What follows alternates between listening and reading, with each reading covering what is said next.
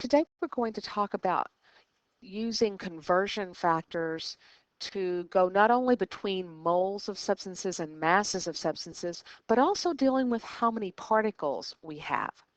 Now, we've already done mole mass conversions, and remember the conversion factor that we used for that was our molar mass conversion factor. So our molar mass conversion factor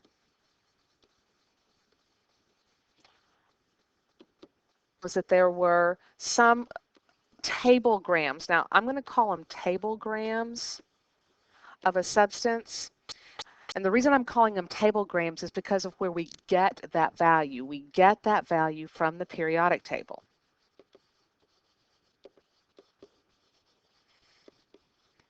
And it's just a way to help us remember how we get that value. So some number of grams per 1 mole of a substance.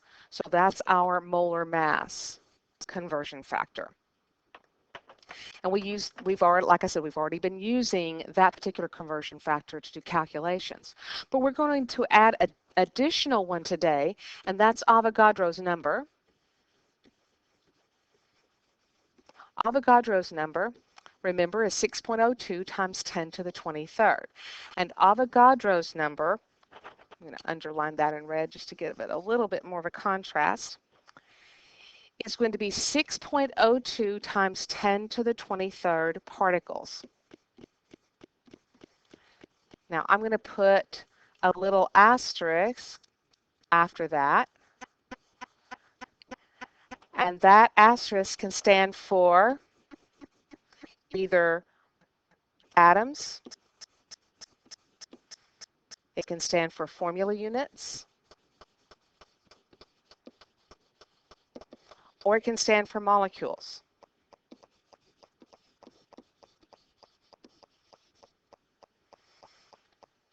Depending on whether we're dealing with an element, whether we're dealing with an ionic compound or dealing with a molecular compound, will determine what kind of particles we're dealing with there. But so many particles per 1 mole of a substance. Now I want you to notice something. In those conversion factors, what number is always with mole?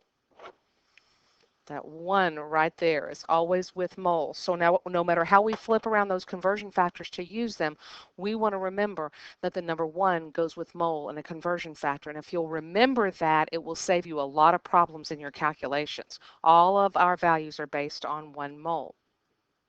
So let's look at our first example here. How many iron atoms are present in 2.5 moles of iron? We're going to attack it the same way we've done before. We're going to underline the piece of information we're given. We're going to circle what we're trying to find, atoms of iron in this case. So we're going to start out a problem like we always do with our underlined amount of substance, 2.5 moles of iron. We're going to put that over 1, like we always do, in parentheses. Now remember, whatever else we may know or not know about the next conversion factor, we know that moles of iron have to be on the bottom in order for this to cancel. Now remember what we said above. What number is always with mole in a conversion factor? 1. So now what we need is a conversion factor that goes from moles to atoms. And if we look back up at our conversion factors, we'll see that Avogadro's number is moles, and one of the possibilities is atoms to be substituted in for the word particles. So we can substitute in 6.02 times 10 to the 23rd atoms of iron per 1 mole of iron. Now notice that I'm not making you do brackets or anything like that, but you do have to still follow the same pattern of our calculation with our conversion factors, with our units, with everything else, just like I'm showing you here.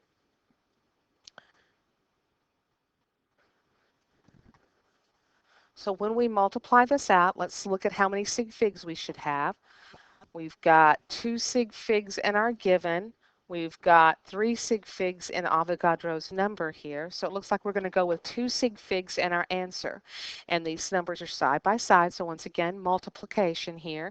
When we multiply these together to 2 sig figs, we end up with 1.5 times 10 to the 24, sorry, stumble around a little bit, 1.5 times 10 to the 24th atoms of iron.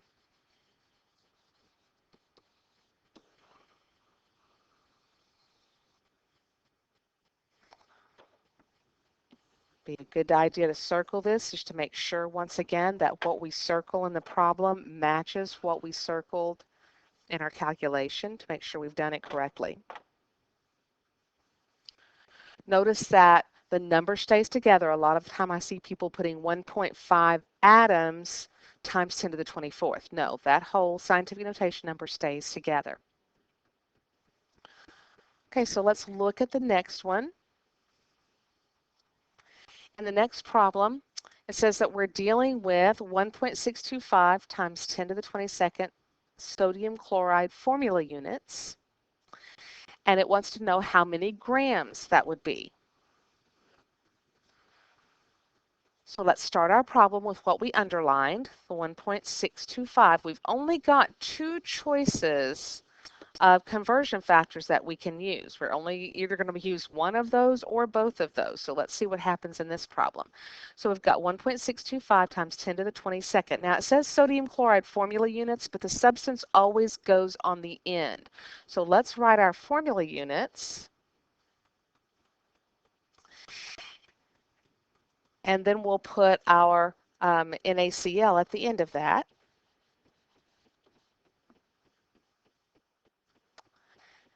That's going to be over 1 in parentheses. And we may not know much about the next conversion factor, but we do know formula units of NaCl has to go on the bottom, so it will cancel.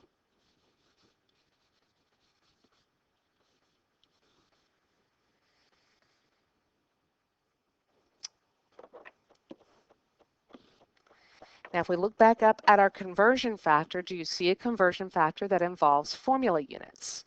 The answer to that is yes. Our Avogadro's number up here involves formula units. That's one of the values that we can use, one of our two conversion factors, and that's one of the units that we can plug in for that. So it looks like we can use our Avogadro's number, 6.02 times 10 to the 23rd here, our 1 mole of NaCl on top. So we get ready to circle this, and we realize this does not match what we circled up here. So evidently we're not done yet. So we need another conversion factor. Now notice what has to go on bottom in the next conversion factor has to be moles NaCl. We've already used our Avogadro's number conversion factor. Remember, we don't want to use conversion factors twice because we'll get into that never-ending problem that just goes on forever.